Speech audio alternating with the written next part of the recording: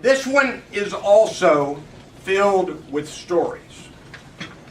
And as I try to think about the best story of this book, and this book is about creating a better corporate culture, and it's the secrets of highly successful groups, and it is the idea of the culture of the group.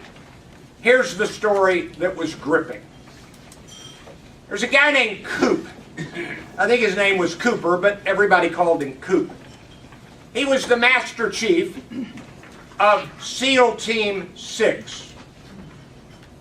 And he was called in for a brief meeting by Admiral McRaven, and he was given the assignment, he and another leader, and they were going to go get a guy named Osama bin Laden. And Admiral McRaven described the plan, and the plan included using stealth helicopters.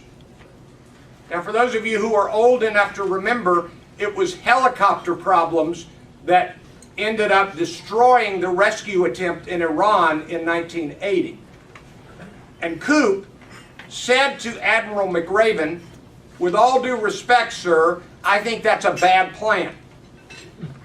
And Admiral McRaven talked about it a bit, and then he basically said, "No, we're using the stealth helicopters."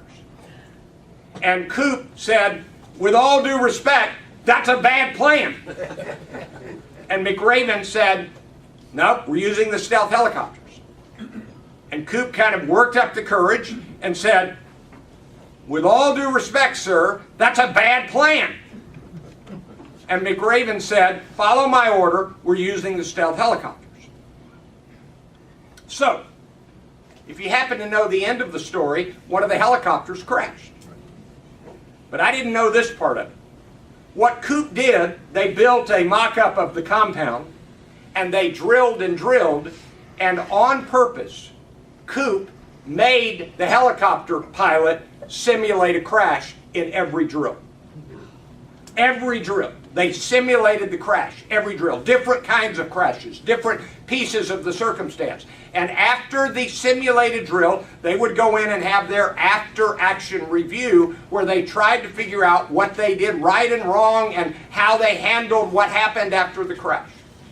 So when they went to get bin Laden and the helicopter crashed, they knew exactly what to do. That's culture.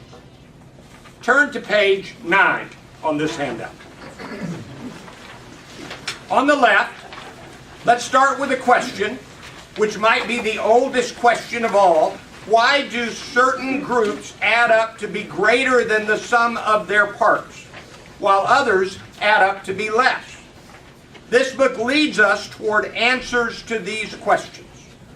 Page 2. Why is this book worth our time? Number one, culture is tangible, seen especially in the ways group members work within their groups. This book helps us understand this. Number two, listening, everybody circle the word listening, is at the heart of effective group interaction. This book explains why this is so. Have I told you before that men have problems with listening? Number three, it's not enough just to be told to listen. We have to know how to listen. This book is filled with specifics on what constitutes good listening skills. I want you to write down two. You've got some white space. Here they are. Take turns and don't interrupt.